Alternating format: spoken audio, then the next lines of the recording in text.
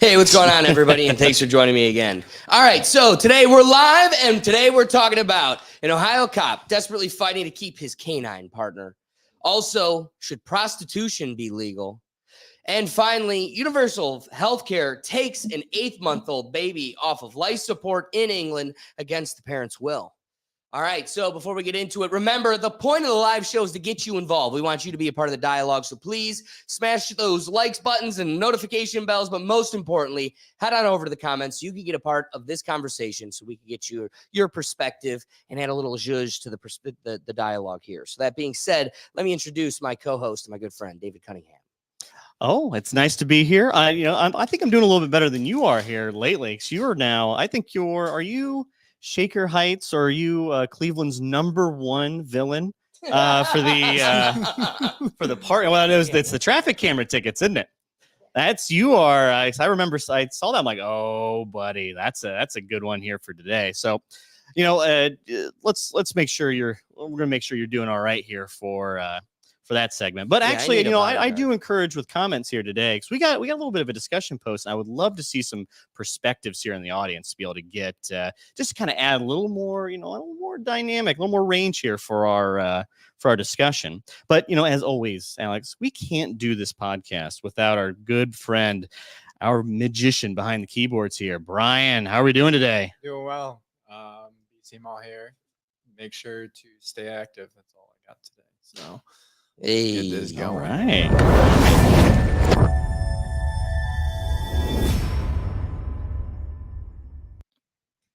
All right, before we get into the first subject, I do have a crazy story for you. All right. Did you see what the Bills coach is in trouble for? I have not. Oh, my God. Oh, no, I didn't see this. Lay it on me. Sean McDormand apologizes for crediting the 9/11 hijackers for their coordination while talking to the team in a 2019 speech that has come out. Yeah, how crazy is that?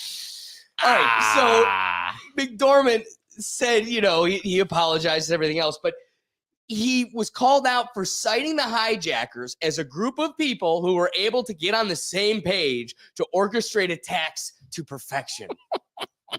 I mean, he's not wrong. What? He's not wrong. It's just kind of one of those things you don't say. It's like, oh man, Jeffrey Dahmer, he was very detail oriented. I want to live my life after that kind of guy, but not really giving the whole story of why maybe we shouldn't be doing this. One thing that you say that resonates with me is something I get caught in often is when I acknowledge one of the greatest speakers to ever live is Adolf Hitler. It's true. I mean, you convinced a whole millions of people to turn on their neighbor. It's a great politician. More than a great politician, it's an orator. And it's a style you've seen only once in life, if you've never seen again. Just like screaming, and that resonated with people.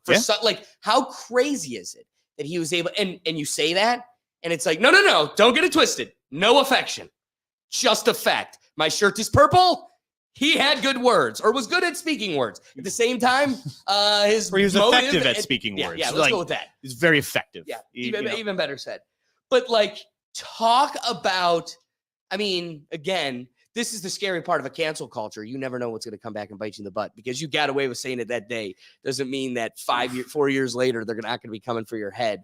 And you're going to have to be like, well, it was funny at the time. Like, was it funny at the time? I think he genuinely thought, you know what my team's really going to rally around? The 9/11 hijackers. Yeah. That's that's the type this is what gets these guys out of bed here today and play the Rams. Yeah, dude.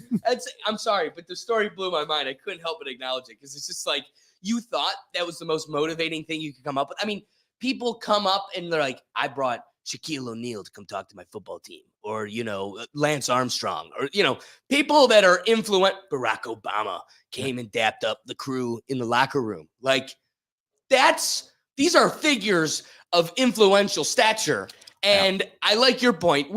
You're not talking to like the Afghani football team as they're on an away game. Like, they did it once, we can do it again. Kill these Americans. Like, these are also Americans. It's like, remember your dads and cousins that were killed in a tragedy here in America? Be like that. Kudos. Great. Do you think that was bottom of the barrel, or did he woke up in a cold fervor and like, guy, all right, I got this. Did he prep his staff, or was this purely? Be real. If it came with prep, scary place. What I'm willing to hope for is that more likely than not, it was, oh shit, I don't have anything prepared. Listen, guys. First one, the head. People that were good at things, coordinated well. There were a whole bunch of moving parts with this 9/11 thing. You may not realize their job to perfection. I love the nuanced word of like to perfection. Like Al Khabib didn't stumble. Every person was on their mark. I got it. He woke up. He's like, I don't feel dangerous. I feel something a little bit more than dangerous. I feel terroristic. He woke up feeling the cheesiest. Is really what he was doing that day. This is like when a percentage of self-awareness would help you immensely. So I'm a New York team. Maybe I shouldn't talk about 9/11. You might be able to get away with it if you're Boston. Maybe not Boston. Maybe you're like the Tampa Bay Buccaneers. Like, we're scallywags over here. The Raiders. And we're right. Try to fit it in a little bit better. Yeah, you know what? New York Buffaloes. I'm going to do 9/11. Just wild. Absolutely wild. That's a great one. Oh, that's funny. All right. So that being said, let's get into our first topic. All about some canine loving. All right. So an Ohio police officer is desperately fighting to keep his canine partner. This takes place in Shaker Heights, where an officer, Chad Hagan, is desperately fighting to keep his partner, Igor. So it's by the story, it seems that he's kind of had a couple run-ins with his chief, but most importantly, he's got a good relationship with his workplace.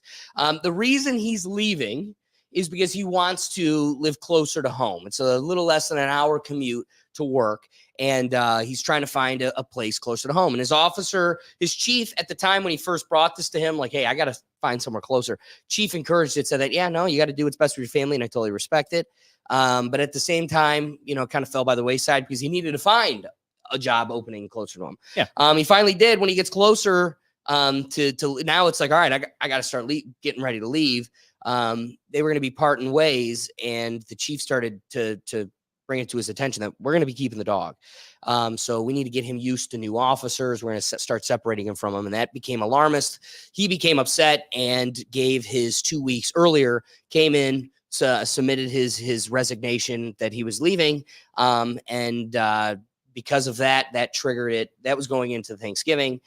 So just before the holiday, they had taken the dog. Now, what's weird is the dog is currently at a facility here in Parma, that like a caretaking facility. So it's not being used as a utility for the city like the city's trying to purport it to be. Now, Officer Hagan has offered the city $10,000 to take this this dog in exchange for, we understand it's property. And these dogs, let's give you some perspective, they cost about $21,000, but then the city continues to take care of it by feeding it, and all of its grooming, all of its medical bills, everything is taken care of by the city. And so the story has taken national headlines. Yeah. Now, what's interesting is, of course you have a heart, this dog, to get the most out of it. So the law side of me, dogs, as much as we love them as other people and other members of our family, they are, in the eyes of the law, considered property, just like your purse or your car. Yep. That being said, we can't ignore the nuance of the fact that it is better or different, or there's an emotional aspect to it Totally. that I think a lot of people really do just can sympathize with in such a manner. And this is also just one of the very weird sections of the law where a living thing is also property, but also has emotion and sometimes has agency, but also is an officer of the law. It's a real weird diagram. So let's agree. This dog offers a utility. Yep. And is a tool for the department.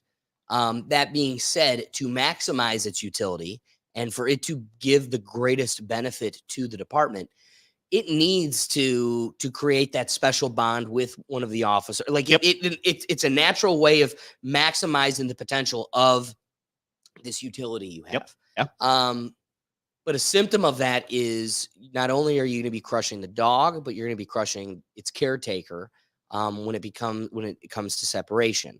Now, the chief tried pushing a deal where if you stay for 2 more years, the dog has about 4 to 5 more years at least before retirement, because it's still in good shape and young enough to stay on the force. That being said, the chief said we'd consider early retirement if you stayed for 2 more years. Hence, look, you're going to be creating a void in my department too. Now I got to fill you and a dog. Yeah. This is a huge void. If you could give me 2 years to prepare to fit, as somebody that manages an office and a whole crew of people, I could see, listen, you scratch my back, we'll cut it early. But this dog, 6 years old, already on the force for 5, you're halfway. So I get he's offering 10 grand saying, hey, this is about half of the dog's left, and this is about half of the dog's cost. So I get that. At the same time, though, that's not the medical bills, the feeding, all of that has led to this point. And it is, so talking in the lens of Shaker Heights, this is all of our money. We pay taxes. We put it in a pool to take care of us. Yep. And I got to ask you, how do you feel as a taxpayer? Because I want to get to another case that happened in Bedford Heights in July. So, and that wrapped up in August. That being said, this is starting to be a trend. And as the internet grows, because now, like I said, this is a national story. The wife's all over the Today Show, and they're doing their tour across the media, trying to do their powwow parade. And that all being said, you got to ask yourself, we as the taxpayers, are we wanting or willing to create a trend where one person in our city gets a $30,000 gift from all of us? That's what it is. Yeah. I got a dog. That dog was $2,500. I had to pay for it. You didn't buy it for me. Yeah. You love my puppy. You didn't buy it for me. So that's life. You didn't buy me my car either. Yep. So ask yourself, do we create a trend where we all buy one person in our community every couple of years? And now as the police forces get larger, we're talking about Shaker, Garfield's got 1, Cleveland's probably got 4 or 5. So how many of these $40,000 gifts are you looking to give away? Because you're going to create a precedent where his heart couldn't be broken, my heart couldn't be broken. And so at some point you're going to go, is this a right financial choice? I think another thing is, we hired Will as our accountant at the court. Judge looked at him and goes, this is yours.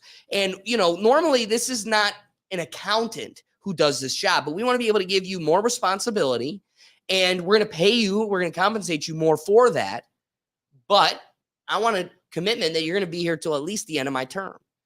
Will you be here for 7 years? Okay, if that's a contingency upon your hiring, is it in writing? No. So is it going to be more difficult to sue you? Yes, but they still could. They still could. Will they win? I don't know. How good's their attorney? Am I their attorney? I don't know. But that being said, I think if you create a precedent one of the things is you need to contractually agree that you're going to be here for at least the next 10 years. You know, if you end up staying and we get another 1 or 2 out of him as just like a tired dog that keeps company at the force, we're not saying you got to leave after 10 years, but that you're not allowed to leave. Another thing is if you're going from one police force to another police force, then maybe, because guess what? I would make an argument this dog should, if it's healthy and still has the ability to continue, it's definitely shouldn't be sitting at home chewing on chew toys while you're still at work. You should try to compel the next police department to find utility in Igor and go, hey, the dog's worth 21. I'm willing to fetch up 10. You pitch in 10. That way we pay for the total cost of at least the original cost of the dog. And the only cost to Shaker Heights is the cost in care through the time of having him. And we'll continue the cost of care now that we got him, but you need to compel the new police force to get on board too, because they're going to be benefiting from a new utility. Yeah, that was the one thing that wasn't brought up in the story at all. I'm surprised that wasn't even a solution or an option. I don't know if there's some weird bureaucracy, red tape, where you can't, like the canine that starts at the facility either dies or retires. There's no moving it on to other police forces, because that would seem like the next logical step.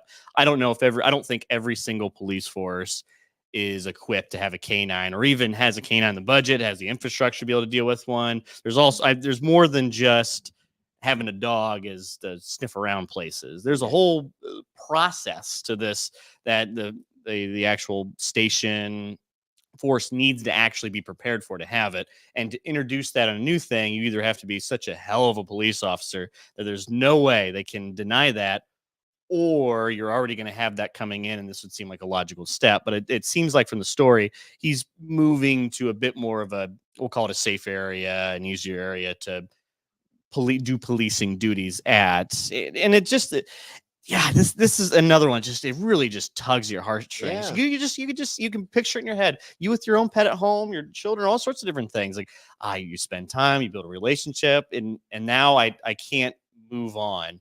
I wonder also, as I was reading the story, what was this thought about before he moved? Was this a discussion prior to this? Because it seemed like in the framing of that article that he just kind of moved. He was ready to go, and then just assumed the dog would go with him. All right, buddy, let's get in the car. Like, oh, hey, sorry. That's what I'm thinking. Yep. Because here's what the articles I read acknowledge. He did approach the chief that, hey, I'm going to start looking for a new place to go. Not because I don't like this place, but because I need to get closer to home. Mm-hmm. That would come up then. So why is this being hashed out months later when you finally pull the plug? Yep. So that makes me either assume, as you had presented, that never came up, either conscious by the chief or conscious by this officer, or just neglected by both because they're both operating off of assumptions. Yeah. That being said, there's no excuse. This didn't just, so, this whole shock of like it came out of nowhere, it should be on you to have this dialogue ahead especially of with the media story that's going around this, because this isn't just a local newspaper article. They're now doing interviews. They're doing PR to really essentially force the police force to go, all right, we'll take the 10 grand, have the dog. I'm tired of dealing with this, because this is just distracting from all the other things we need to do. Okay, so let's balance this with another case. So this is the current one that's being hashed out. All right. National story, petitions, peaceful protests that cousins are organizing. The thing's getting crazy. That being said, this just occurred last July here in Bedford Heights. Okay. So the dog was, seized and taken to the department July 23rd. And returned back to the officer after protest and donations, was returned to the officer August 3rd. So just after about like a week and a half, 2 weeks, again, they created a whole bunch of media stir. They received thousands in donations. Was it enough to get the 20,000? But again, 21 isn't the number. It's 21 plus the 30. Yeah, the there's 15 assumed we cost. Already invested in. Now I could argue on some of that. That's just the cost of doing business. Like healthcare, like you're not going to take care of the dog. You're just not going to feed the dog. There's the buying of the dog and training of the dog. You don't get those back. But this comes back to dogs, right? This is our red rocket for dogs, because the reality is we don't have this dialogue about police horses, right? We don't. No, we and don't. Why? Someone's taking care of it. Yeah. Someone's changing the shoes and maintaining it in the stable. And probably has a relationship with it too. We don't have this intimate, like sensual relationship with them. That being said, back to the story. So the guy gets the dog returned shortly after raising all this money and filing a lawsuit against the city. But the police department did not specify the reason behind the sudden change of plans. Weird. Now, I just want to consider a statement, part of the statement by Chief Mike Morata. He says, it's important for the community to understand what the city provides and expects regarding the care of its police dog. The city pays for all expenses associated with the dog. That includes food, veterinary-related expenses, collars, leashes, etc. It pays for the biweekly training of the dog and pays the officer 8 hours of pay for the training, even though the training routinely lasts less than a full day. If the officer goes on vacation, the city pays for the boarding of the dog. The only expectation of the officer while caring for the dog at home is for him to do the same types of things that you and I would do for our dogs. Feed them and let them out in a fenced yard, or otherwise take them for a walk to do their business. Therefore, Officer Ketzel in Bedford Heights enjoyed the benefits of a loving dog, an obedient dog, without any of the usual expenses associated with that dog. So, I mean, here's the big question. And for those that are emotionally torn on this, Brian, both of you, I want to get your response. How does this change things when I tweak the facts just a little bit and say it wasn't that they were moving on or retiring, it was that they were fired, that they were terminated? Yeah. Ooh. Yeah, So if that is an operative fact that changes the whole result, then it goes to show it's not tied to the rightness of, the loving of the officer and the dog. I hate to be crass, but that's the fact. Yep. If the guy was fired and it changes any nuance to this, it's because you're tied to your heart and not your brain. I'm sorry. Yeah. No, I do have one counterpoint on this as well. And to have good utility for this dog, you want this dog to be, it's working for the state, so you want it to do exactly what it's told when it's told, and not be depressed and just be, essentially having a good time doing it. You got to spend that time and build that relationship with an officer or officers. So I'll get to my second point. I'll get to my second point here next. Diversify so that they can't freaking play you like a sad little fiddle. Yeah. And I don't think and in the firing situation, it's not the dog's fault. The officer is fired. And unless there's some very super duper specific scenario, which would again come down to lack of training, lack of, utility with the officer. You don't have the bond. There's all sorts of different things that can come to that. Puts his knee on a crackhead too long. Yeah. So what's the result? I'm asking. That's still the same thing. That's not the dog's fault. And does he go with him? The dog probably at that point probably shouldn't. Yeah. So that's boy. Okay. So my wrapping thoughts are this: if there's a nuance to why the person's leaving and that changes the perspective, to me that tells me that this isn't tied to anything besides our emotions. The dog is a tool, a utility, and something that benefits the department. So the thing that for me parses apart where I would come out on this, if you're bringing a new benefit to that department, then that new police department should benefit you and assist. Mm-hmm. And if they're going to say, no, we don't, it's not our dog, we don't want the dog, and it's just going to be sitting at home, then look at what you're doing to a totally capable dog that has a full life of being utilized. It's just going to sit at home. And again, I'm not saying my dog that's just a dachshund that's just going to sit at home is living a terrible life, but you're taking away what the dog was bred for and focused on its entire existence. To me, my most important piece to my position is the precedent it sets. This is thousands of dollars, tens of thousands of dollars. And there are too many officers that are partners with canines for us to be giving at least $40,000 gift to every one of these officers. When it's my money being allocated and spread across, then I don't want to be one to foot these bills. Or I am footing the bill. I don't want it to be. Why am I footing the bill now for Shaker? Yeah. To enjoy my utility. That being said, I think it's a bad precedent. I feel for this person, but maybe next time consider, not making the heart, growing to the heart of a dog that's an hour away, or be willing to make the compromise for 2 more years because seeing what you're getting out of the whole thing. If this thing means, let's just say it's your daughter or the thing that matters to you the most. They said you got to do this thing for 2 more years to keep them. How much do you love them? How much do you love them? That's gas money. Pay the gas, pay the time. Like, you know what? I like having a studio. I don't like getting yelled at my job. But guess what? I do the one for the other. How bad do you want it? That's my point. Yeah, I'm starting to mirror a little more of your points here. There absolutely is an emotional part to this that I think needs to be factored, but how much? Maybe a little bit more than maybe you think, but it's part of it. You move the dog away from the particular scenario, and it's no one/nothing deals with high contrast of qualities of life well. No, so you're working. The dog has got a routine. It's doing things every day, and then all of a sudden, well, just now not doing anything. I don't know if the dog's going to too terribly be happy. So I don't think as a pet owner yourself, here's your dog like sitting on the couch all day, every day with no change. No. I'm sure it likes sitting on the couch sometimes, but definitely likes going outside, likes chasing whatever the hell your dog chase, but all sorts of different things that factors into it. And I think the police department seem to be a lot smarter about this, because this is just we're just sitting on landmines that are eventually just going to be hit every single time an officer sees a job in a more attractive location what they're currently at.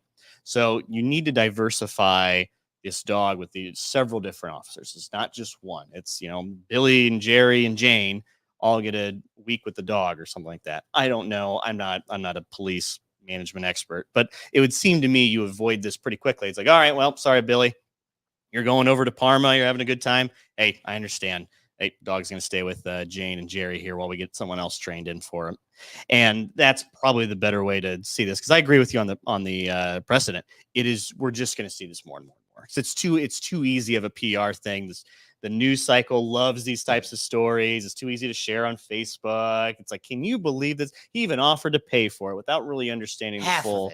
And the chief just looks awful coming out against this too. Imagine trying to defend, like, he's a good dog. He's been a great dog. The officer's been a good guy too. I tried to negotiate with him and all that, but there's this. That's just going to fall on deaf ears. That's not going to captivate the audience quite like hey, we want this dog here. Now, it would probably be, if I was the chief, part of it's a money thing, part of it's a utility thing, and you got to replace it. But if money thing is like half of it, like, well, hey, we said we'd give him, if he took like $35K for it, we probably do it, because I think that covers X, Y, and Z, the cost of the dog and all that. And, we talked to the other department. The department said they didn't really want to deal with the dog. That probably gets you a lot farther. That takes support, or that takes support away from removing this dog from you and just giving the bad PR. And now here's the hurdle because X, Y, and Z. I'm just, this is bureaucracy in play. There's faceless, nameless. They're not voted in. I can't change it. And I'm not going to give the guys names. They're private citizen, whatever. That helps. There's every angle here just seems to suck on this one. That's what I'm really talking myself into on this. But it's that would be. That's probably my thoughts. It's a tough situation. It's a tough one. But Brian, what are your rapid thoughts? I think David said it pretty well. Like, it's a tough subject, and there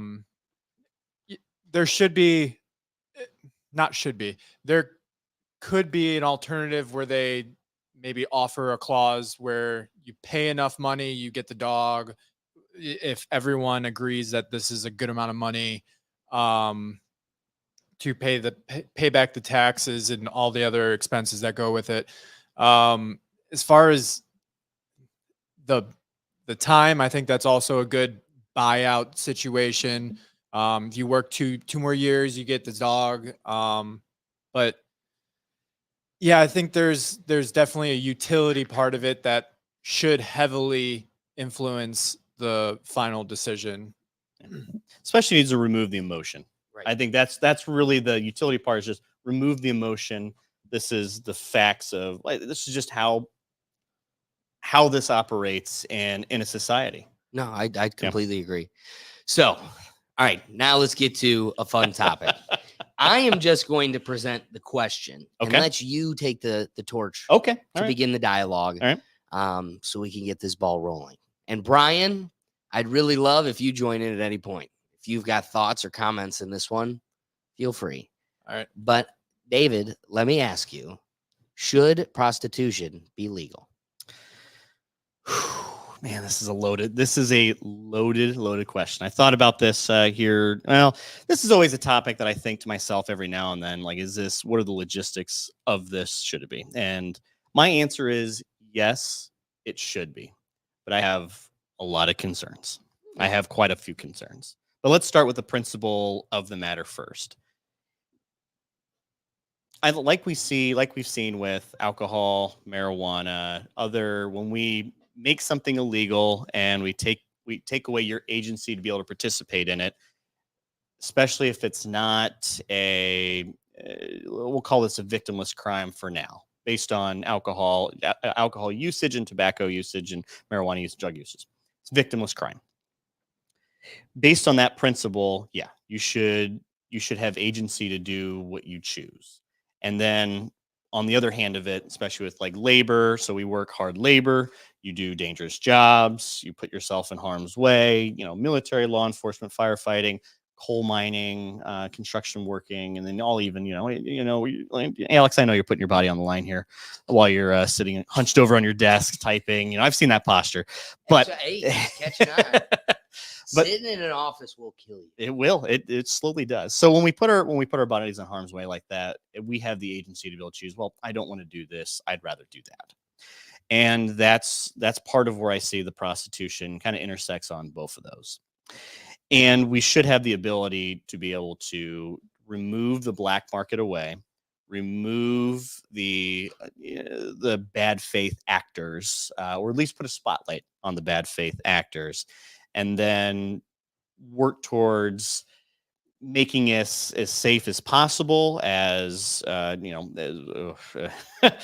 legal as possible, and as fulfilling as possible as well. Because I think there is a place in society where sexual needs need to be relieved for the general health and safety of the general public. Just like you have like cabin fever is a real thing, and what we noticed with 2020 and the events that took place there was a lot of cabin fever, and there's some unintended consequences that come with sitting in your house all day. As much as everyone likes to say, hey, this is absolutely wonderful, I love sitting in my house, it's a great place, you don't want to do it every day.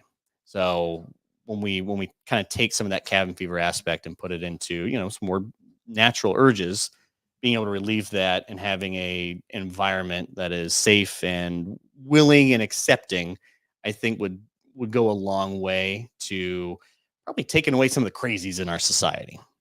But, and this is a big old but, we're talking about prostitution after all.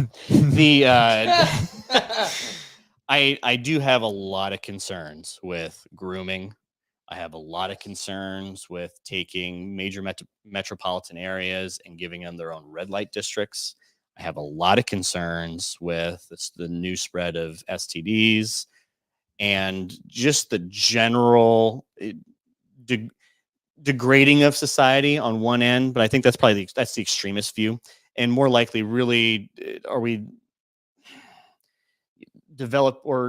putting ourselves in a situation where we lessen the marriage, saving yourself, virginity, innocence, putting that less and more on the back end and more on the front end, sexual liberation. As I think we've seen, and I think there's enough evidence out there now that going all in on sexual liberation is not the key to happiness, like a lot of people seem to have thought it was. Like philosophy thought it was. When we take it on a macro level, I don't think it works that way.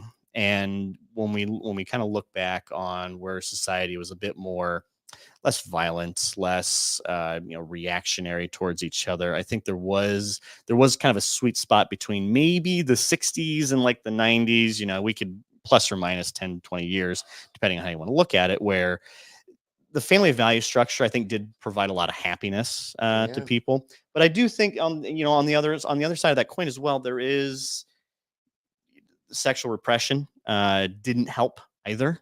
And now we're getting kind of the worst of both worlds. And to kind of come back to my point here on the kind of taking the crazies out of society. So now we have sexual liberation, and hey, sex is a good thing. Sex is open.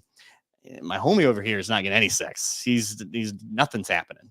No matter how much he wants to express himself that way, no one's willing to have that with him in a, I guess, in a traditional consent way. Now he feels repressed, and now he feels slighted. At least my homie back in the 50s, well, you're not really supposed to be sexually liberal. So now maybe his buddies talk about it every now and then, but it was somewhat taboo to talk about. Somewhat, you shouldn't do it. And it just kind of, as we see with the pop culture in that age, he probably feels less inclined to lash out. So that's I have a lot of word salad with that, but I think there's some good, but there's definitely some unintended consequences as we take that. We open Pandora's box. She ain't coming back. Well, sorry. You make some good points, and I think starting with your second point, there is a lot of validity to the fact that the crazies that do exist are predominantly male simply because of sexual needs not being met. Yep. There is a nature to our existence. Not being able to fulfill that brings a psychological break. That's why I believe, you see a lot of these mass shooters, and most of them are male. Well, a lot of them are incels that are socially outcasted. So I do think this does itch a scratch that otherwise wouldn't. There's a weird sexual dynamic between men and women where men needing it for like just the chemistry of their brain, something that I don't relate to, but do know that men possess this. There's guys that go out there. There's a guy in our college that would say, I'm going out hogging. And the goal was see who could come back with the biggest girl. Like the standards aren't there because we just want to get laid. Yeah. That's the guy mantra. So there's a lot of girls out here that, look like tops where their hips are the size of a hula hoop. And then it comes down to like their little pointy feet. And they get to think that they're higher on the sexual market than they ever would be simply because and then they think all guys suck because guys are just here to get a nut and never see again. But the reality is it creates this false sense of value in the sexual marketplace. Yeah. Whereas men get no experience like that. If you are not valued, you don't see anything. And where you fall on that scale directly dictates how much availability you get to experience. So lower you are on that totem pole, lower you are experiencing that. Whereas women, lower you are on that totem pole, there's still an Abercrombie model that's drunk and wants to have a stupid night. So you end up thinking you're more valuable than you're not. Well, guess what? The harsh reality check that all of those men have to face do result in oftentimes a psychological break if and when it gets to a point where they can never fulfill that. Is that an excuse for creating a market that has so many negative symptoms? That's a real question. That's a really good question, in fact. I do like your point about bringing up how sexual repression didn't help. And it's worth noting as I kind of present the inquiry that, like, you ever been to Italy? I've not been to Italy. So you go to Pompeii, and one of the things that just is laughably, it's one of the only thing I took away from Pompeii. All right. Only thing that stood out to me is that there are penises carved all over the streets, everywhere, pointing you to the closest brothel. And you get to these brothels, and all the walls are covered like a McDonald's menu, just like point to what you want. Like, that looks fun. I want that with a little bit of that. And they had a whole market built around this. And when you look into Pompeii, it was a flourishing city. That being said, it was a city for Roman elites. So is that why it flourished? Or was it because they had more freedom and were able to express themselves in a more lax way as elites get to, right? But when you look at the Romans and the Greeks, and yeah, they did have a very blurred sexual past where, you know, they even flirted with minors. I mean, you never wanted to be a student to a philosopher in Greece during those days, because for you to be Plato, you got to get diddled. That being said, I don't think any of those satisfactions surrounded exchange of money. They were just sluttier. The whole community. Like they had giant orgies. Well, nobody was getting paid off, and everybody had the richest ones had man boobs. So like it didn't hurt to not look like the statue of David, because it actually meant you were even prettier. And if you did, it would be like, oh, everybody looks like you, but you're still hot. I want to be with that Chubsky. So like the way we considered body images were different. So I think the sexual dynamic was different. It was more status and financial backing versus, the peacocking that we experience today. So when you look at those types of communities and go, those communities were able to flourish and they were able to allow these types of things to exist in their community, you have to ask yourself, where do you want to draw that line? Because it also had a lot of other grosser shadows that lurked within it. Yeah. Most important thing, bringing it back to this century, is why that subject even resonated with me. You know, there's this huge, crazy marketplace in Independence that just like all of the crime in Independence is predominantly because of those hotels. Independence, Ohio. Just Independence, Ohio. So you've got Rockside Road surrounded by hotels right on the freeway, so you could get to the Cleveland airport quick and easy, but still be removed from the city. So it attracts a lot of the riffraff. It's not all prostitution, but that's a huge, huge piece of the crime puzzle that they're stuck trying to clean up, all surrounding these hotels.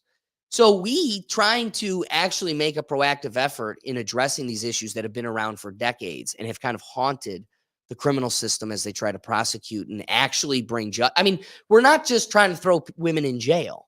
Like, this is now a system, and we need to help them out of this system. Trends you find is that they're all drug addicted. Families are broken. And most importantly, it's we've gotten away from the pimps and the hoes and the guy that owns 5 girls and gives them the backhand. Yeah, it's way more coordinated now. It's way more sophisticated now. So they prey upon these women, make them desperate, and then what they do is they foot all the costs because they've got a lot of financial upper head. So they get to go, so this is how the system works. You catch a charge, they pay your bond. We now know how the system works. So we set the bond really high so you can't leave, because what they're going to do is pay your bond, check you out of there, and send you to a whole nother city and a whole nother state with a whole nother identity. And so we'll have a warrant for you, but we got to find you first. Yeah. And come on, you think there's extradition from Texas to a municipal court in Cleveland? No, it's not big enough. So even when they do get caught, they're then dealing with it there just to catch a bond and leave to somewhere else. Yeah, we catch the trend, but we're trying to make all these programs to fight it, but it's systemic. It's bigger than that. And this comes back to, the abortion dialogue where I go, yeah, I'm not for abortion, but you're never going to make abortion illegal. You're just going to make it unsafe. I do think there's a little bit more nuance to this topic, though. And I don't think, like abortion, it truly aids the problem. And this is a double-edged sword. Predominantly, as it should, the dialogue should be victims of the trade, the employed themselves. Not all of them are. Some of them are strong, independent bitches. But the ones that are victims of this, those are the ones that I want to focus on in this dialogue. Yeah. But like I mentioned, it's a double-edged sword. And just as they are important to the dialogue and necessary for consideration, we also need to consider what it does to the other side of the transaction. What does it do to the customer, to the consumer base? I want to draw upon a documentary that was just thrown in my lap. Okay. Guy named Boogeyman 2988. Oh, this guy has 14 million subscribers on YouTube.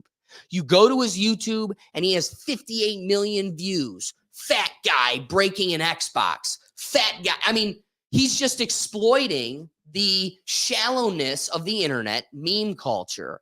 And he's just this 500-pound obese man. And he lives for vlogging, making these videos and everything else.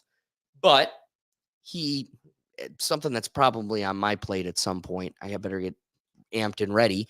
So he pissed off one Redditor that went through all of his content and found every single time he said something racist, hateful, dangerous, criminal, and some of it's gross. I mean, I'm in no way coming to this guy's defense. So then all these people started bombarding his supporters, like the ads, and the Redditors would tag the Reddit feed to everything until finally he's lost almost every ad prospect. So now the guy who lived for no tomorrow, didn't save, now he's got none of the money left. He's got, a couple $100 to his name, and he's living YouTube paycheck to YouTube paycheck. And he's only getting a couple thousand, whatever views. See, everyone, this is what happens when you don't comment on the feed. Exactly. We start losing some electricity here. But let me. Don't break the momentum. Okay. All right. See what we got to do here? Oh, geez. I wish I had the blue. It's somewhere. Is it up there? Brian, it's that white piece right above you. Right. Ladies and gentlemen, we're experiencing. You're right. You're almost. There we go. All right, we're back in action. Back to Boogie to 998. Yeah. So again, here's what's interesting: is now you have a guy who has no money. And the first question goes, what happened to all that money? Guess what this guy did? And it's this whole diatribe, pulling on your heartstrings of like, I never got to, I might have slept with cute girls, maybe, in Arkansas 6, but never in LA 10. And this is how I got to experience that. I only got to do it a few times, but this is the only way I got to experience it. And he's going on this whole diatribe, justifying and everything else. I got to tell you what, as somebody that challenges themselves with their weight, like I'm a pretty physically active person. Brian and I are hiking all the time. I compete in sports, but with depression, seasonal issue, it comes in waves. Myself more than others, I think. That being said, nothing motivates me more to get off the track of spiral that I'm on than, all right, my prospects are drying up. I'm not anywhere near as sexually appealing as I was before.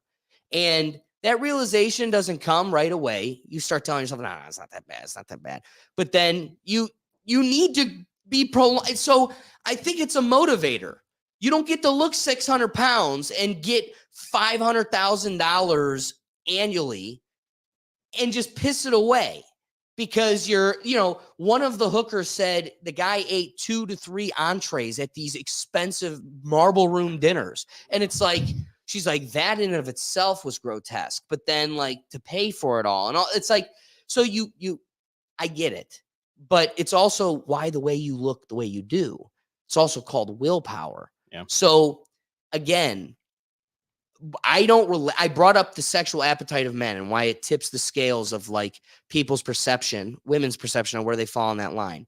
The reason I bring that up, it still could be said it's moot. As I said, I don't relate to those men because if you meditate long enough and have enough, appreciation and value in yourself, you can have some willpower and have controls over the chemistry in your brain. It's an addiction like anything else.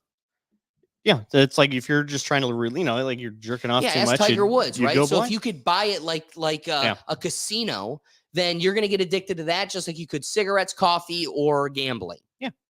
So on that end, I see it like as that. But we have cigarettes, coffee, marijuana, gambling. It's and have we seen society degrade to the point where we can't function anymore? We're all just coked out on the streets. Not really. I mean, in some places they're bad, but I'd argue they've kind of always been bad, and they were just as illegal as they were before. So, but where I think some of this also comes into is we now commoditize sex. It's no longer just this wonderful thing where I build a relationship to have sex and it's either more fulfilling or I really got to pay out the ass to get sex because it's, illegal.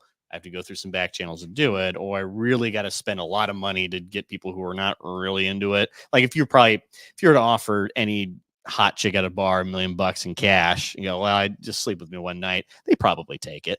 That's nowhere near probably what the market would be if it was commoditized. Because now half the population can at any moment be able to give, receive, or do what they need to do to get like $100. What does that do to the self-esteem of women? Right. When they're all of a sudden they go, oh, I can make all this. Oh shit. Or as they start to age, sorry ladies, but age starts hitting you a little bit quicker and harder than it does men. What happens when you start feeling that deterioration and like now you are financially living your nature running its course on? I think strippers would have it would be a safer environment, I guess, because strippers are put in a position where they are vulnerable, they are nude, and there are some backshade deals that are very gross and that was very distracting. And shady. Like you can be put in a position where I just tap that a little bit.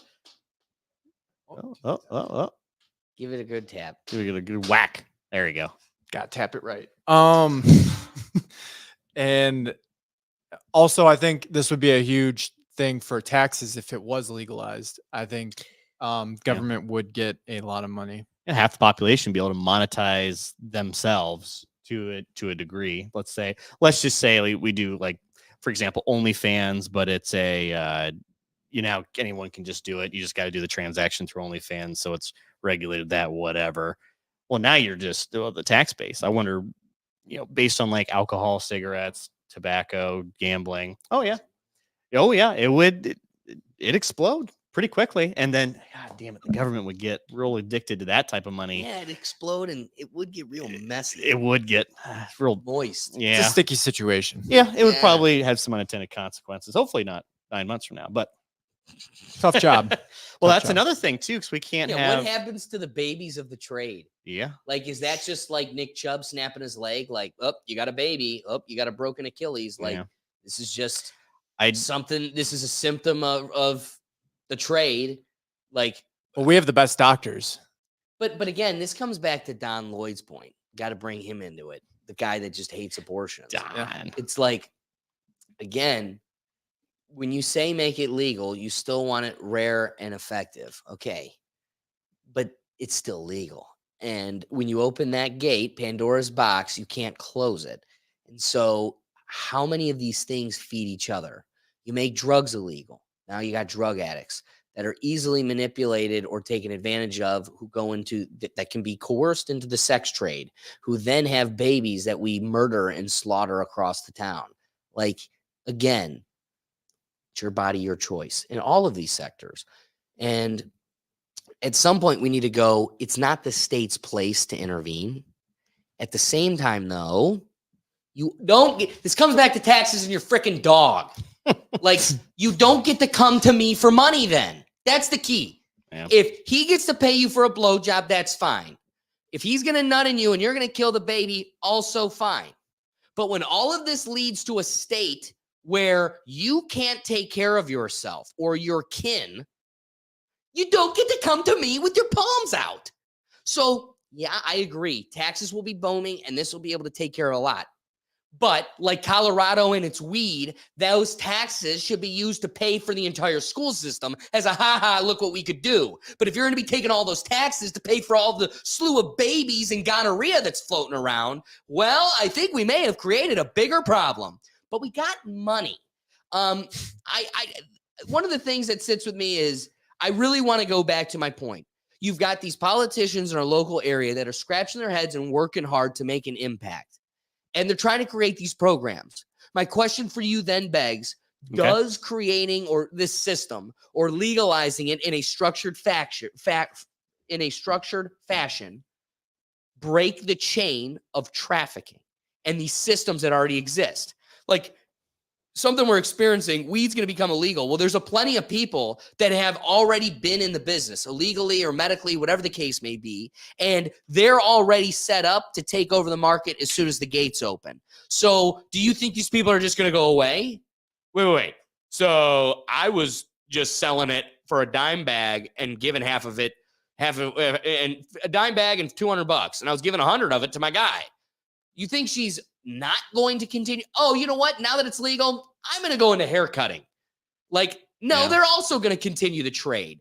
So part of me feels like, so back to the question. Yeah. Does this break that train of trafficking that already exists? Or can it perpetuate it back to stripping?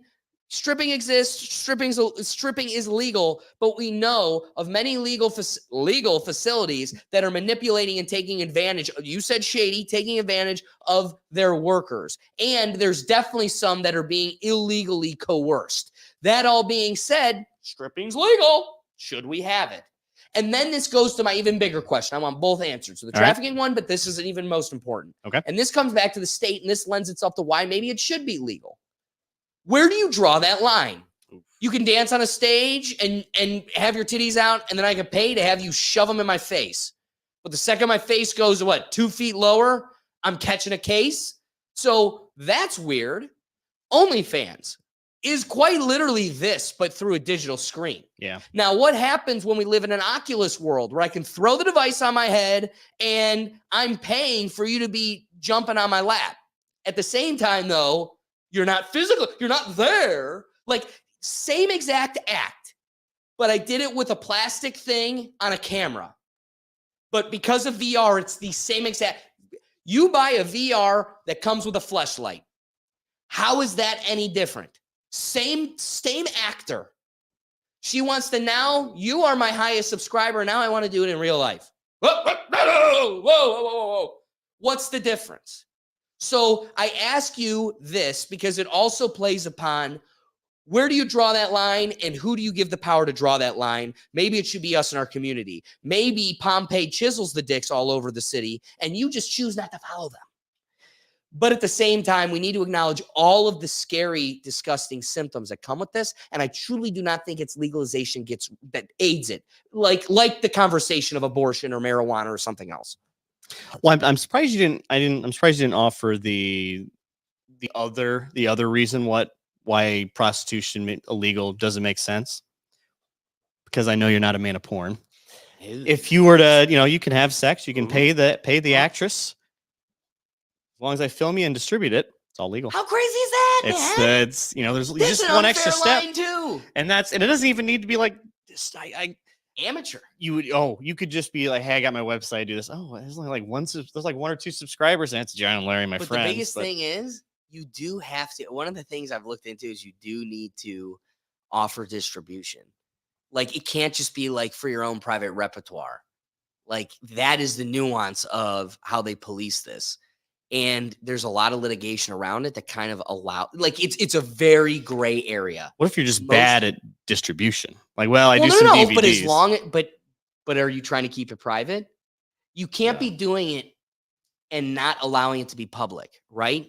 So no matter how you're distributing it, there needs to be an effort for it to be public or it isn't. But then that doesn't fit the Supreme Court's definition of pornographic. Yep. So there's your balance. There is a literal definition of pornography. This fits it, but it isn't being distributed as you see or how you feel is necessary. So it isn't that it's legal for me to have a glass of whiskey, but my glass of whiskey must be drunken publicly. I can do it however this is legal. So if I'm allowed to hold an image of you, why does it need to be public? So that's the thing that's constantly being sorted out in courts because it's a sticky situation, because it quite literally is the legal loophole to prostitution. It's interesting.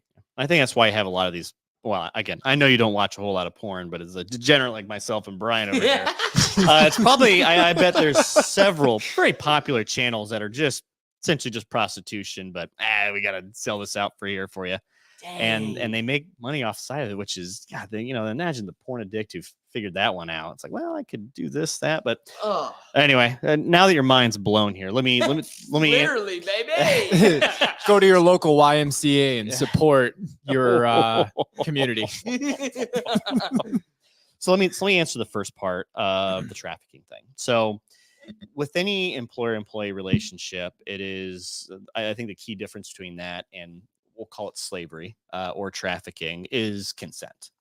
So although you may be compelled to work in a job that you don't like, you may be compelled to do a situation you're maybe not the most comfortable with, although you may feel as if you need to continue doing what you're doing because of external factors that go within your life. And there's probably 5 or 6 ones you could name just by hearing this or thinking about it.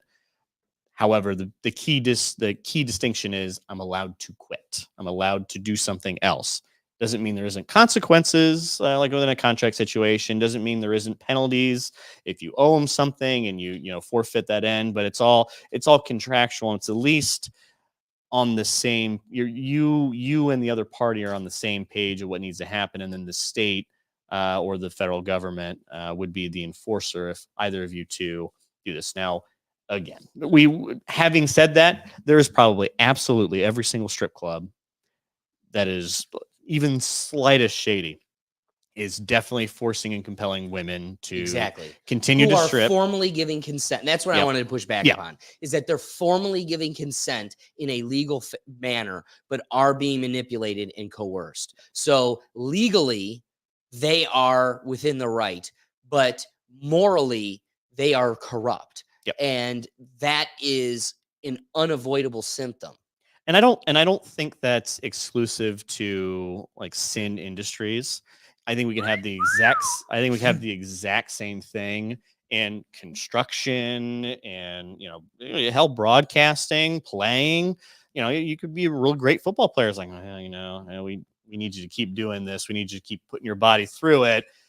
And we're gonna, hey, look at all these fans, look at all these people who want to be around you, or even or Britney Spears would be another great example of that too. She's living, a lavish lifestyle. She has, millions of dollars, but she's being kind of coerced into doing more and more of what she's doing.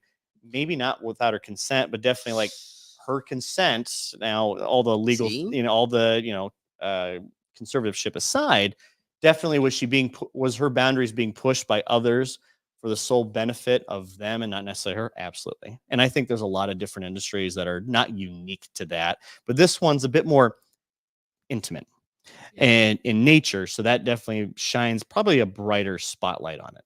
But I think what we can do now, there's an opportunity if you're willing to be employed, there's an opportunity to unionize. And depending on, however, I think in this type of scenarios, let's go through the logistics of legalizing prostitution. I think you have to be able to unionize in whatever situation you are in that type of environment. If you're working for a corporate house, you're working for a local house, you got to be able to unionize with everyone. There's got to be a contractual agreement so everyone's on the same page. I don't see how legislation makes it through without that specific part being the crux or the keystone thing to hold it all together, or else you just get more of the same, but now it's you're putting your genitalia online. So, but as we've also seen too, there's people that groom, the military grooms people into they just call it recruitment.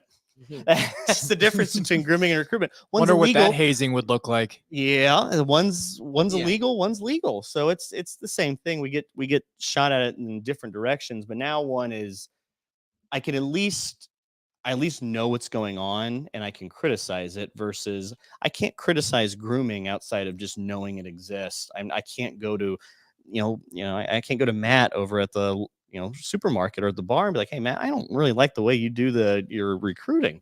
It seems a little bit gross. My daughter's looking into it and I don't agree with that. Where if Matt's doing this under the table and the daughter's not forefront about it, okay, well now we're in different scenarios. But that doesn't mean the daughter's going to be forefront. That doesn't mean, Matt's going to be able to change his ways, but at least you have like what they always say, like sunlight's the biggest disinfectant. And I think this is one of those ways where you cut out a lot of the garbage. It's going to be there. Any industry, anytime, it's going to be there. But this does limit the amount of bad actors that are at play, and at least they're held accountable towards their actions, even if the system probably still benefits them more than it would, even if it still benefits them in that kind of transaction environment. Definitely. All right. So for wrapping thoughts, I have this. I think there's a big difference for consideration between legal and morally bankrupt. Should it be legal and is it immoral are two totally separate questions. And one of the things I want to consider, a segment that really pops off, go check out my So Here's Where I'm At. And one of the ones that I did was on NPCs. There's this whole culture being created right now where people are going on TikTok and they're just acting like weird little robot NPCs, and they're just dancing monkeys for their audience. And people are curating like thousands of people watching them that are making them dance. Well, every time they get a gift, they have like a little dialogue act that they put on. Oh, thank you for the ice cream. Oh, thank you for the rose. And they just do these weird little act outs, and it's nonstop as people and people pay for these gifts. So it's literally digital panhandling. They're sitting there doing the monkey dance for dollars. And I go on a long dialogue on how I think this is unhealthy for society. It creates bad habits. And I feel bad for how these people have been bamboozled. Nobody's going from that world to Tom Hanks, or else Tom Hanks would be doing that. If Tom Hanks could make Tom Hanks money, he'd be licking the ice cream for you. But you don't go for, but they've got you in a ruse thinking that this is your stepping stone to stardom and fame. And it's also paying the bills right now. There's a guy I've watched that quit his job to be doing this full time, and he's making enough money to make ends meet. But what does that lead to? Like you said, you brought this up earlier. At some point, it's no longer a fun little side hobby. And when it's a job, like, Ubering or anything else, you got to wake up in the morning. It's no different than having any other conventional job at that point. Yeah. So I don't think the symptoms of that world are good. And I don't want to bore you because it is a 25-minute conversation in and of itself about why I don't find that to be the most healthy or moral aspect of society. That being said, I would never make the argument that it should be illegal. So we do have a society where actions and options for you are morally bankrupt. But that's why I think the answer isn't allowing the state to be the great decider. I mean, go back to that episode I brought up. The thing is, these women are these people, but specifically a woman who has an OnlyFans, so she can piggyback off of that too. Yeah. She's making bank, hundreds of thousands of dollars a month, so millions annually. Why wouldn't you do that? Like why would you go flip a burger when you could do that tenfold? Oh, absolutely. So that all being said, I'm not going to take away from get that bread, you get yours, girl. At the same time, though, you don't get to come back to me to foot the bill when the whole house of cards tumbles. And that's how this all comes back to. We need to create a world where we all live together. And again, if this means you're not going to shoot up my school, then maybe I let you catch a nut. Yep. At the same time, though, I said, as I brought up multiple times throughout this very nuanced conversation, it is a double-edged sword. And so this isn't only bringing negative symptoms for the employee, but it's also going to create a negative appetite and symptoms that come around with it for the consumer. And we need to live with these people. So where the person can refrain, have willpower, or is high enough on the sexual marketplace to not even need it or consider it. Yeah. Well, that person's still going to need to reside in a city or in a society with Boogie 2988, where he's willing to give $500,000 annually to taking pretty girls on dates that he otherwise never would.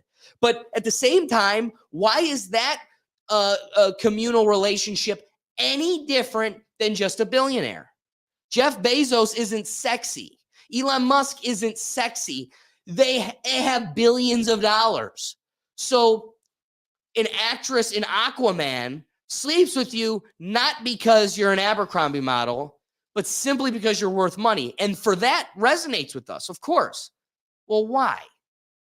It's just as reciprocal. It's just as leeching as if I were to but again, I cannot stray away from there's so much money in this that, like, again, the dog, give the guy the dog when the whole city piles together and donates thousands of dollars for Officer Bob to keep his dog. Well, then we all voted. That's my society. This is libertarianism. This is totalitarianism and liberalism. We let live and let live. So if I'm outvoted and all the people threw in $5 for Officer Bob to have his canine, then have at it. So if all the people want to just throw in their $5 to get all slobby knobby, then have at it. At the same time, though, there are symptoms. They are harsh. And you don't get to go from those that refrain. You don't get to come to those who refrained or don't need the assistance with your palms out begging for more. That's the only caveat or contention to my allowing or agreement to making it legal. Yeah, very well put. I think on my final thoughts on this as well is I think we've seen enough industries to where, like, stripping is, let's call it prostitution without insertion.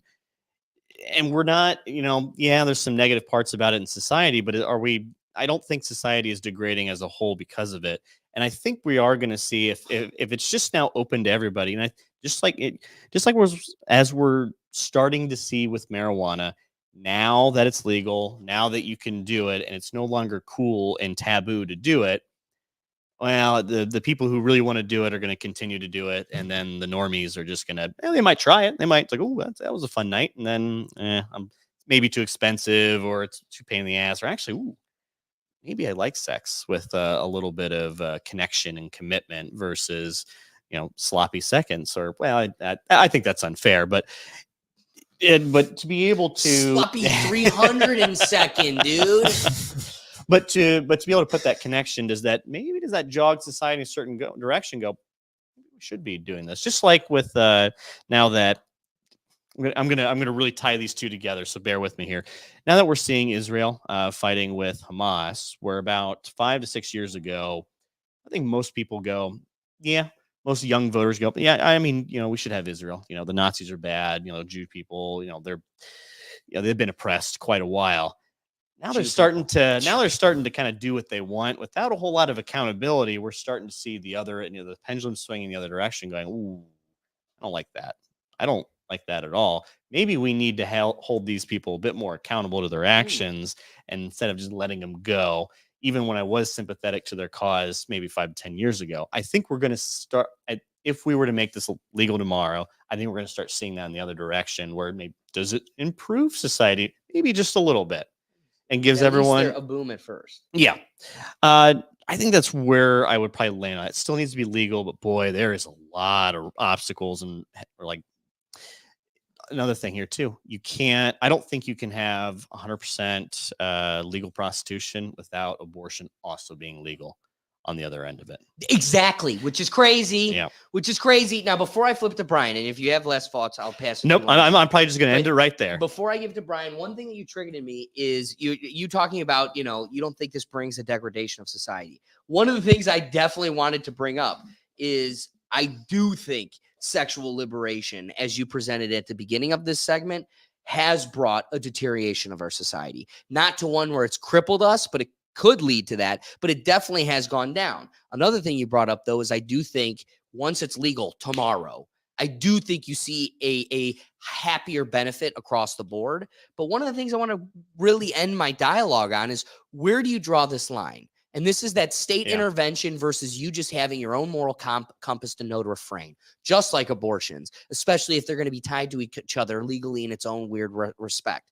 But Brian had a dialogue last time we went for a hike about how he got a massage and all the benefits that it brought to him.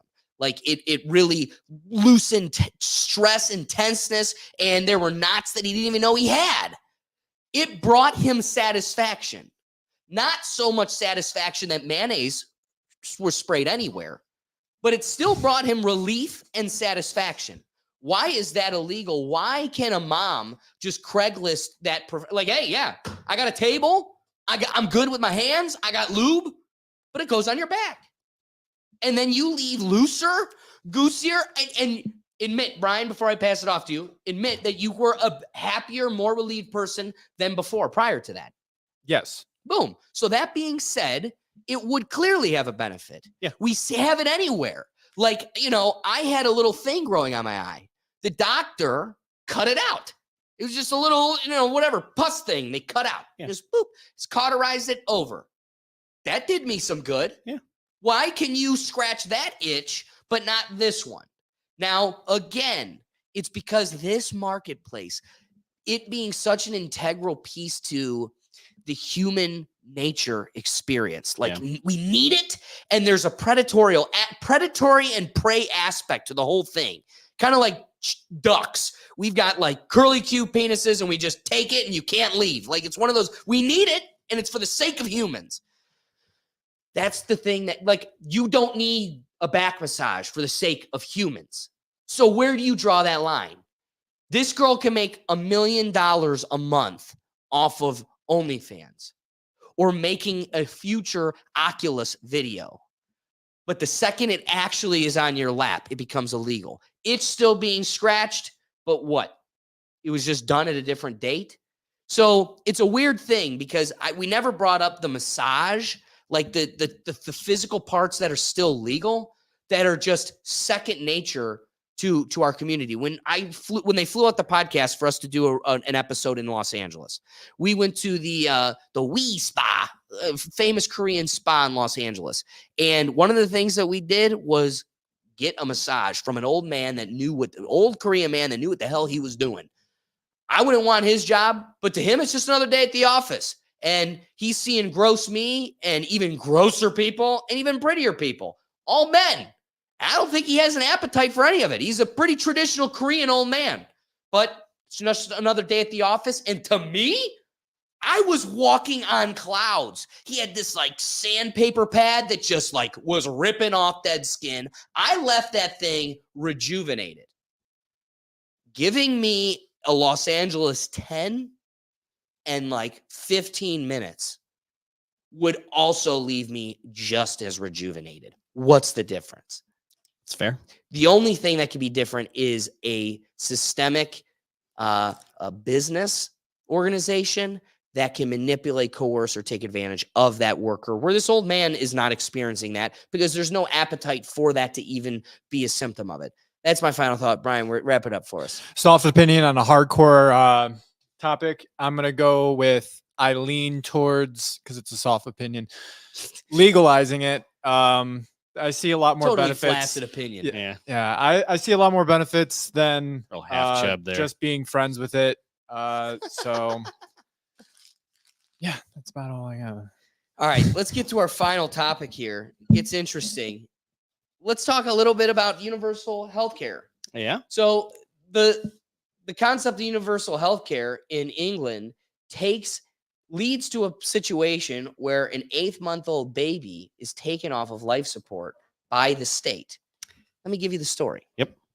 So 8-month-old Indy Gregory had a mitochondrial disease and a terminal illness that put her on life support. The UK wanted to pull the plug, and they have a universal basic health care system. So if the government doesn't feel that it's the best allocation of resources to keep Indy on life support, since it's paying for her care, it has the right to terminate treatment against the parents' will. Since the UK government has insisted on pulling the plug, Indy's parents have requested at least that they be allowed to bring Indy home so she can pass surrounded by family. But the British government said no. She had to die in their hospice, their public hospice. Italy caught wind of this tragedy and immediately afforded Indy citizenship. And the Vatican then granted her admission to the Bambino Jesuit Hospital with all costs covered. The doctors offered that she may have been misdiagnosed, or at least people with her disease would have lived into their 20s or maybe even longer. And her parents wanted to take her. But the British government said no. So the parents took it to the court, and they lost because it's a kangaroo court also run by the state. So let it be known that the British government was holding an Italian citizen hostage so they could die in a British public hospice against the will of the parents, the Italian government, and the Pope. What are your thoughts? So I did read part of this article and get a couple different opinions on some of the ruling that came into place. So this is a real damned if you did, damned if you didn't situation. So let's start with the damned if you did. So they pulled the plug. Oh yeah, they pulled the plug, and it seemed like there wasn't a whole lot of remorse for it. Nope. Based on the actions that preceded it. Because people are just numbers to a state. So on the other half of that, damned if you don't. So in the United Kingdom, kind of the doctor's creed, they don't want anyone suffering. And the suffering was a really big crux of this case. So this particular disease in the eyes of the doctors, and I think let's call it country, eyes of the doctors in the country, they determined that there's basically a or B with this scenario. A is you live on life support, you're not suffering, and you'll probably just eventually die just because of the way this disease works. Or B, we take you off life support, now you start suffering immediately, and we cannot allow suffering. Where this is where I think the big issue comes in is they're the black and white. We cannot let anyone suffer, so we'd rather kill them and pull the plug on it. And there's just no remorse for it. Old Seabiscuit broke its ankle, and it just better turn it into glue. That's that's kind of how it looks like too on that end. So that's just kind of the ruling they have with it. Now, I believe she was born in the hospital, right? She was born in that particular hospital. Yeah, kicked it there for about 8 months. Yep. So it wasn't so. I think by definition she was not an Italian citizen, even if the Italian government. Whose definition? By the English's definition of an Italian citizen, because the Italians don't get to make that decision. By the King's Royal Decree. Yep. Nope. You're right. So this is where like an unstoppable object move, or an unstoppable force move, or it's an immovable object. The thing that the science guy said. Yeah. So it sucks. And I can tell you're passionate about this one. You really are. So let's go back to the dog conversation, where we take emotion out of it. And when we look at it black and white, they don't want suffering. And then in order to end suffering is ultimately death. And that's how they decided it. I hate how it's just one track. That's the only track. And part of the argument also was she may die in transit. We don't want that. She may end up dying right. What do you mean you don't want that? Well, they don't. Dying is free. Yep. And you killed her in your hospice, which is costly. Yep. It looks hypocritical. It absolutely does. But I think in the eyes of the doctor, in the eyes of the case, anything other than status quo was going to be suffering and lead to death. So we decided to end the suffering for her. Now, I don't have any personal emotion tied to this, but I do severely disagree. Okay. I don't think it's the damned if you do, damned if you don't situation. You present your argument saying that it's the crux of a doctor's oath to eliminate suffering. Yep. Well, who gets to define what that suffering is and when it's necessary to eliminate? Yep. Right? You're a doctor, I'm a doctor. And if we disagree, who gets to choose who's right? Some would say the agent of that child is their parents. So I should be able to lean on whatever doctor I find believable or credible. That being said, when there's other doctors suggesting that it may have been a misdiagnosis and they'd like to at least attempt at it, how many people have been diagnosed with cancer or something else and it turned out to be wrong? Yeah, it's happened. Yep. So what happened to the cliche of just wanting the casual second opinion. Yeah. Well, the state's crippling you of that. I want to admit, removing emotions out of this, if I was a state actor, the agent of a state, I would see, like you said, you used a lot of good, powerful language pushing your point, which was it was necessary. Their hands for like they need to take a strong position on this, and I agree with that. Mhm. If I'm the agent of the state, for me to continue footing the bill, I need to shoulder my way into reinforcing who's daddy, right? I'm footing the bill. I'm daddy. So to me, where we come out differently is not that I find what the state chose to do was wrong. It's what they have to do. It's what they have to do to preserve their power and what they implemented, free healthcare. Like if America were to do that and 80% of our medical bills are fat related, like they're going to have a financial investment in fat discussions. We no longer get to pretend Lizzo's gorgeous and living her truth because now I'm footing the bill for your heart disease. They also don't care because it's their insurance cronies and everybody else that's getting all that money, but that's a conversation for another day. That's different. That being said, where I kind of get on a different track, I don't think the state did wrong. They did what they should do. And like, it's kind of, it's like the cliche. You ever hear of the story? There's different iterations of it, but the alligator and the frog, or the scorpion and the frog, where it's an alligator and a scorpion. And the scorpion goes to the alligator and says, I want to get to the other side of the water. And the alligator goes, I'll help you across, but how do I know you're not going to sting me? It's in your nature. You're a scorpion. You'll sting me. And the scorpion says, yeah, it may be of my nature. It's what I do. But at the same time, it would kill the both of us. I would never do that. Then they got to cross halfway across the river, and the scorpion stung him, and they both died. And the whole moral of the story is sometimes you can't change a tiger's stripes. Yep. The nature of the thing is the nature of the thing. So when you're looking at this, I can't deny the nature, one, of the state is to make these types of decisions. They have to do it. Yeah. At the same time, though, we need to recognize then maybe this is why we shouldn't have free healthcare, because this is the symptom that comes with it. Yeah. My sister, who's a doctor, she's a pharmacist. The first thing she fights for is having privatized healthcare. One, motivates and promotes evolution in the science. Like we get bigger and better innovations in the science simply because there's financial motives that propel that forward. At the same time, you know where to and how to seek better care simply because that hierarchy exists.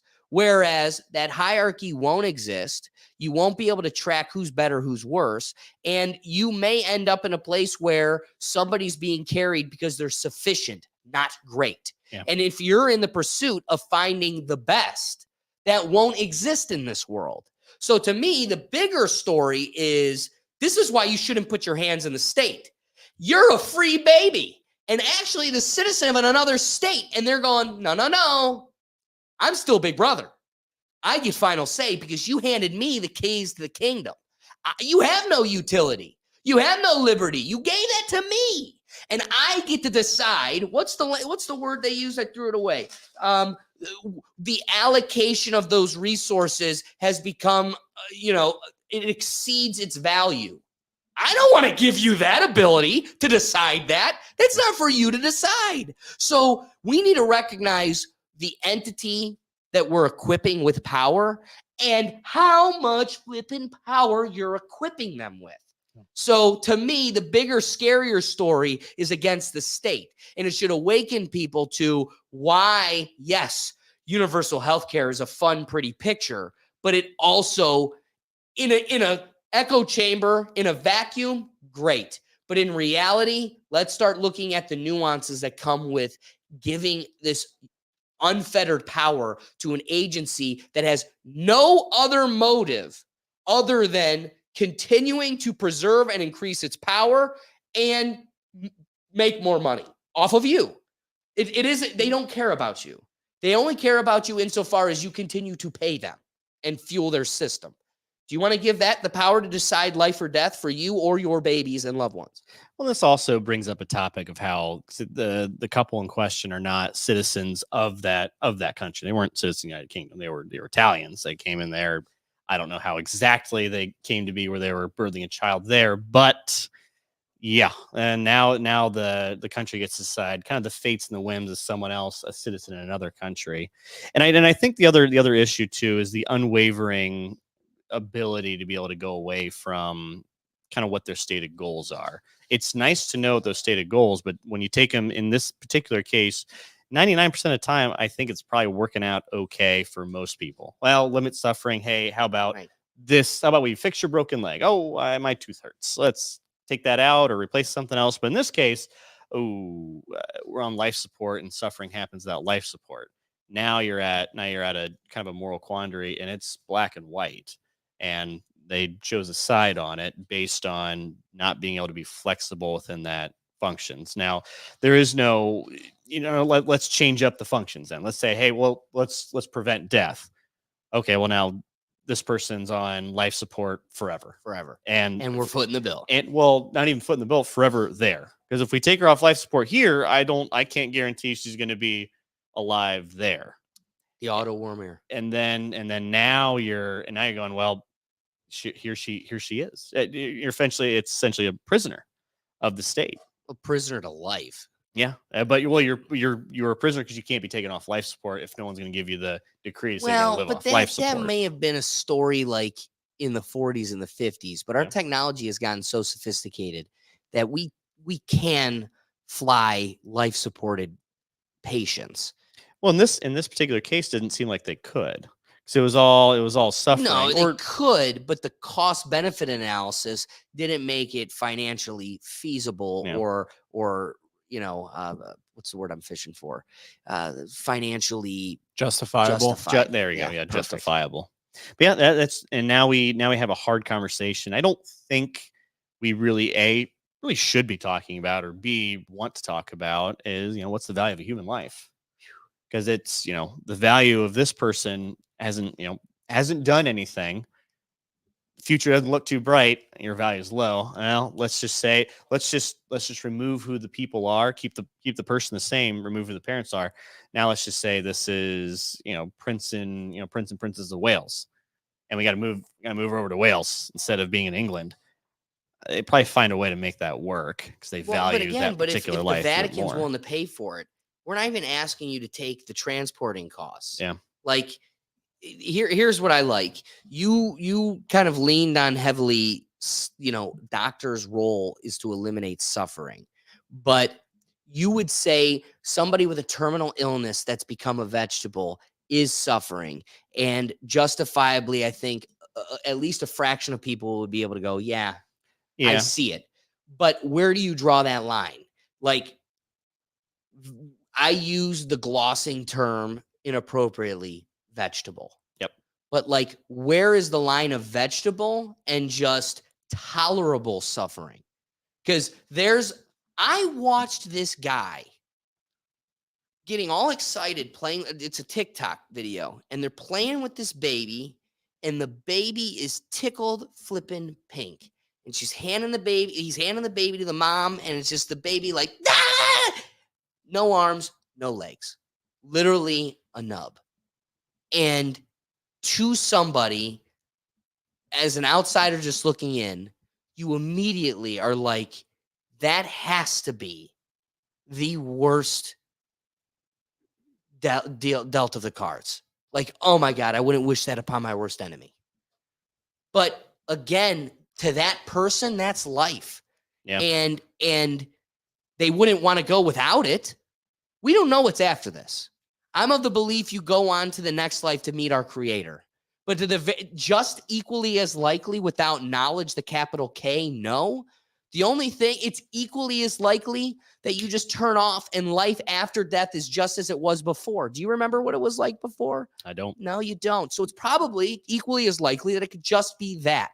So if I'm sitting here and I'm blind, deaf, and dumb, I can still fly a plane. Now, TikTok, 30 years after my death, is going to believe that I'm made up and didn't exist. but like Helen Keller lived a life and paid a way of passion and motivation for millions, generations beyond her.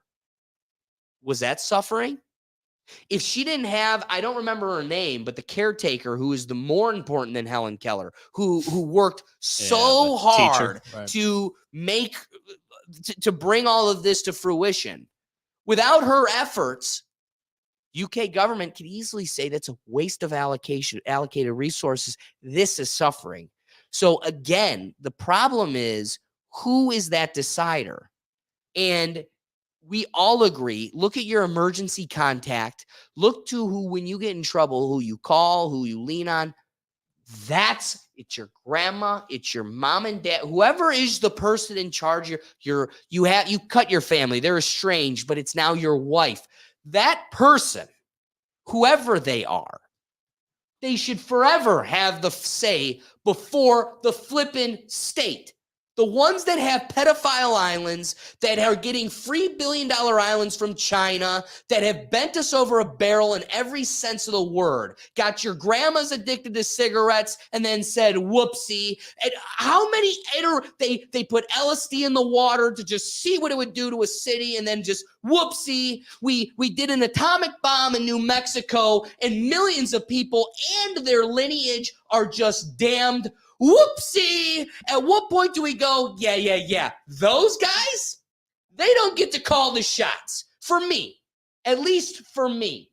And so if and when the byproduct of universal health care is all of the agency of the state, or the state taking my agency, if that's what this leads to, and no offense to you guys, but my insurance, being a government worker, ballin'. So if I can be a functioning member of society, and the way you fat tub of lard, get to go and get your heart condition taken care of for free is because I'm on the hamster wheel? So wait, you're telling me I already have insurance because I'm a flippin' functioning member of society. All of my needs are met, not because of my privilege, but because I outwork you. And I'm dedicated and professionally goal-oriented. If I've got those needs met, why do I need to abide to a system that makes those needs met for you? And then I'm also supposed to pretend that it's going to then motivate you to also pay into that system? Why would you? Your needs are being met. And then I immediately ask, what am I doing? Why am I paying into it? If I could still break a leg and not worry about it, then so all I'm saying is, if my needs are met currently, and I'm flourishing in my own respect, and we all agree it could always be better, and our situations could always get better. Yep. But I can't deny I'm not a starving kid in a hut who's cold and miserable. So I got a pretty good situation. How do you convince that person that we should take half of their paycheck and put it towards this paying for the fat guy? Because 80% of our medical bills are fat people. And then also say, yeah. And the result of that is you're stripped of all of your medical agency and the government is the decider. Not those doctors, because guess what? When there's a disagreement on the doctors, you don't get to pick. Big Brother's picking who they believe is, and guess what? They also got deeper pockets than any of you. So they can also financially coerce a doctor into getting them the decision that they want. So if they get to pick and choose the doctor and they have the infinite funds to coerce or manipulate that doctor, the last person you want in control of that agency is the doctor. That's my wrapping thoughts. I think the real issue is universal basic health care. The government's going to make the decision. Their stripes are always going to be what their stripes are. You shouldn't be giving that tiger the power to rip your neck out. So not to agree with you too much on this end, I think what the issue would be with universal healthcare. So I think with your monologue here, we're taking this to a bit more of like a kind of a stamp on the universal healthcare system, where I think we're going to have some issues here if we were to implement that in the United States. Is we've never seen universal healthcare has never been in a country as big as ours. It's never been in a country as diverse as ours. The UK, although has a lot of people, only has as many people as about one or two states, one of the two more populous states. and the diversity of culture and interaction within those parties, that country, are a lot less diverse than what we have between Maine and Texas, California, and Florida.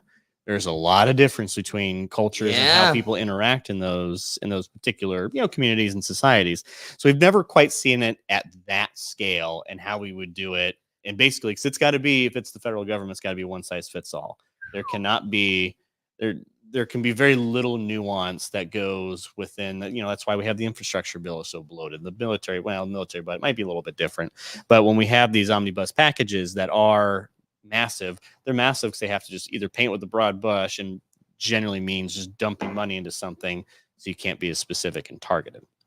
But having said that, I think when we get into universal health care, this is one of the very few things where I think capitalism doesn't benefit society as a whole. It says you want to be able, so with hospitals, so we have a bit of two-pronged issue here in the United States. We have quite a bit of regulation, and we're also quite a bit of regulation, and also we're not quite as free market as we want to be due to third-party factors like insurance companies and such, kind of wanting to keep that down.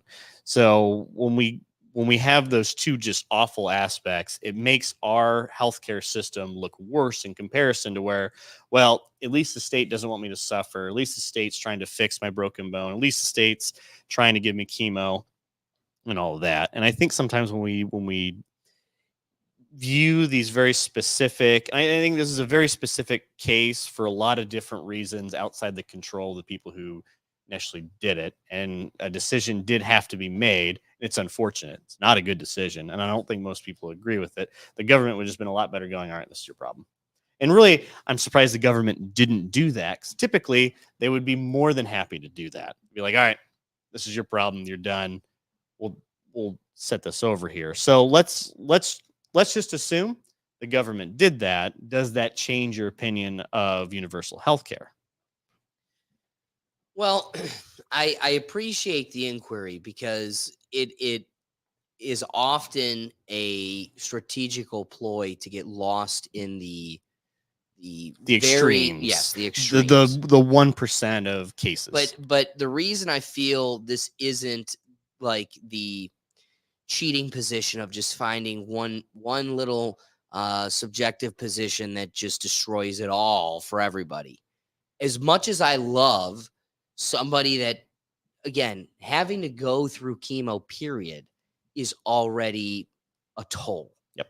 For the person, its family, and everything that comes with it physically, but then even most importantly, literally, their social and familial relationships. That also being said, I'm not so heartless that I don't want to live in a world where that person can't be, like, I want that person to be taken care of. But the biggest point I want to make, yes, in this instance, it was a terminal illness of a baby that it's just one didn't thing. have agency. But who is currently drawing the line between the chemo that, I'm sorry, but I also have my own perspective when it comes to putting people on chemo. Different than my immediate family members. They're of the opinion it works. It's good. We should be about it. But the fact that they have to use a totally different bathroom in your home because they're so radioactive, like, we're literally microwaving people. Yep. And it's because there's a financial system that benefits from treating and not curing. Oh, yeah. So in so many respects, we find people being treated and not cured where they actually could be. I'm willing to bet my left nut that there would be a cure for cancer if there wasn't so much money invested in treating rather than curing. So I think that goes back. So I just want to say this. If treating it is a long, strenuous process that I am now footing the bill to, and I'm the state, and I just feel like your cancer, let's just say right now, there's a guy in a capitalist healthcare system. Yep. Where he could still get healthcare. Like, it's not that you can't get healthcare if you can't afford it. You Correct. fall on a hospital's floor, they're gonna take care of you. Yep. So This guy here today, where the evil capitalist system can get a financial benefit, he gets told, yeah, we're going to try it. You might not have success, but we're going to try it. Now, that same guy in this new future world where the government foots the bill, they go, yeah, it could work, but it likely wouldn't. And if it's less than a 50% chance, we're not even going to try it. So now you're being thrown out with the bathwater of the baby who's 8 months old. So the biggest piece here is that who gets to decide this? And it should always be us. The way you diversify that power so it remains with us is it sticks with our finances. Money is power. So as soon as you hand the bill to someone, you've also handed the power to them. So right now, you get to brush it off because it's an 8-month-old baby that means nothing to your conversation. It's just an ant. But it will start striking real chords as this starts to snowball. And it's an unfair assumption to believe that it would. But back to tigers and their stripes. Today, it's this. Tomorrow, the goalpost gets moved just a little bit and just a little bit before, after multiple decades or a century, we go, oh, shit. We're killing everybody with Down syndrome. Simply because all of the nuanced medical situations that come with it. But those are people that truly enhance families and lives. Well, I don't like that. You don't like that. Who gets to draw that line? And so, yes, I do agree this is small in a minute situation, but it isn't moot because it's one situation that highlights the greater problem. And it's just right now the tip of the spear, but it's the tip of the bigger iceberg, which is everything is in the control of the government. And for right now, almost all of it is allowed and paid for.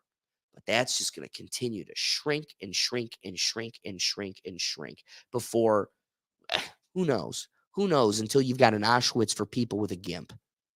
Like, yeah. And I think on the other end of it too, is we have a system. The United States is perpetuating a lot of medical research, medical advancements, a lot of, the top, some of the, more than half of the top 50 hospitals are in the United States. Almost all, the majority of the top 10 medical schools, medical systems are in the United States. All the pharmaceutical companies are designing drugs in the United States. Now, are we designing it because it's just so profitable here to be able to do it? And if we're now forced to be in a situation where the cure is actually less expensive and more profitable than the treatment, because, well, I'll pay for this, I'm not paying for that, the government. Now we're in a situation where we might see some real quick medical advancements coming through. Now, part of this is a little conspiracy, and then part of it is I bet there's probably a way to fix a lot of our medical woes that are no longer just treating or just no longer treatment. So does that just force the hand? Because I think capitalism does limit that ability. Because I'm a subscription to my overall health versus, well, I want my one-time payment and I want to be done with it. Does that help? I think so. Is it quick? Maybe not. Maybe there is a general, it maybe takes a bit more time to do that. And we haven't quite found the cure for cancer, even if we're really trying for it.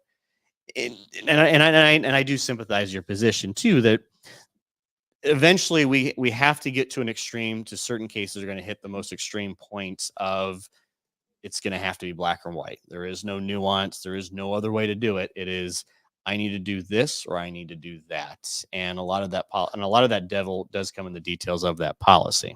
Real quick, something you triggered in me is also now what you're also equipping them is not just the power of deciding, like Caesar, yes or no, like kill them, but you are also equipping them with the power of deciding what that treatment even is. That in and of itself should shatter any consideration for this. As what are we learning? Western medicine has totally been compromised, and it's all profit driven. They are doping us up on unnecessary pills. We had a whole dialogue on mass shooters not getting a nut, and that's why they're doing what they're doing. But nobody wants to talk about the common thread that ties them all, which is they're all on antidepressants. So we're out here toying and manipulating with the brain chemistry of everybody. And that's okay, because our pharmaceutical cronies are getting their own and their lobbyists are filling my pockets.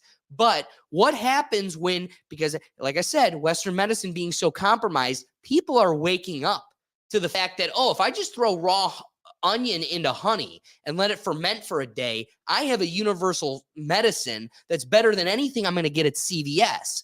Well, now you're going to say the state gets the ability to say, no. You don't get to try any of that. You must. So here's what's going to happen. You are going to have to use the medical treatments they provide and suggest by their physicians. And if you don't, you'll just lose all government assistance. So now you're going to be thrown into a program where there's no insurance to take care of you. You're going to have to personally foot the bill yourself, and breaking your leg will financially cripple you, because now the system is not going to subsidize the cost of you're footing the bill. That cost is not going to be subsidized by a system that we're all paying into, and insurance has taken a huge chunk of it. I mean, those costs are ungodly high simply because we're being bent over a barrel with this insurance system. Option. That being said, when you go, all right, no, you know what? You're saying I got to take this pill. I don't trust this pill. I don't trust your Pfizer shot. I'm going to do it my way. And they go, fine. But now we're never paying for anything ever again. Yeah. And breaking a finger is going to financially cripple you. And then also, because you're not getting the necessary care, may also lead to an infection that kills you, or it might just snowball into something even worse. So not only are you giving them the power through paying the bill to decide when care is no longer necessary, but you've also given them full power to dictate what treatment is allowed and what treatment isn't. And that'll be the end of my thoughts. And then if you want, you can, I think the only other thing to wrap up with there too is just also the economy of doctors and nurses. I think doctors and nurses do get paid pretty well on average for most of the, based on most other jobs you're able to attain in society. Now that we limit the ability for insurance companies, hospitals to make outrageous profits, does that also limit the ability for someone to go, I'd rather just be an accountant.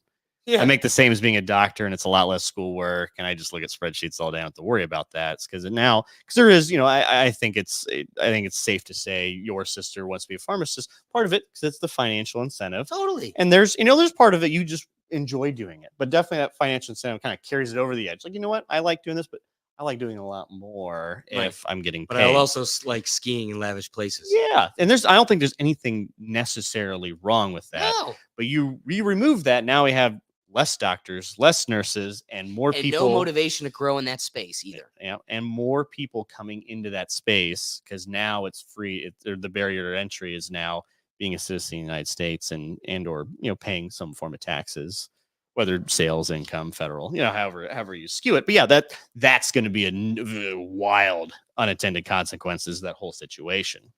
Well, that being said, we're going to flip it to Brian. Brian can wrap it up, but he's also got a comment for us. Oh, yes. William Shatner decided to chime in. Shatner. Unfortunately, our citizens are at the mercy of the government, and I would totally agree with that. I think both sides could get some benefit from, some insurance side of it taken care of by the government, maybe, or the capitalist in the free healthcare could take some benefit from maybe offering a paying alternative. But it's kind of hard to implement one or the other because they're kind of black and white, like you guys are saying. So you need to go over the cliff with one.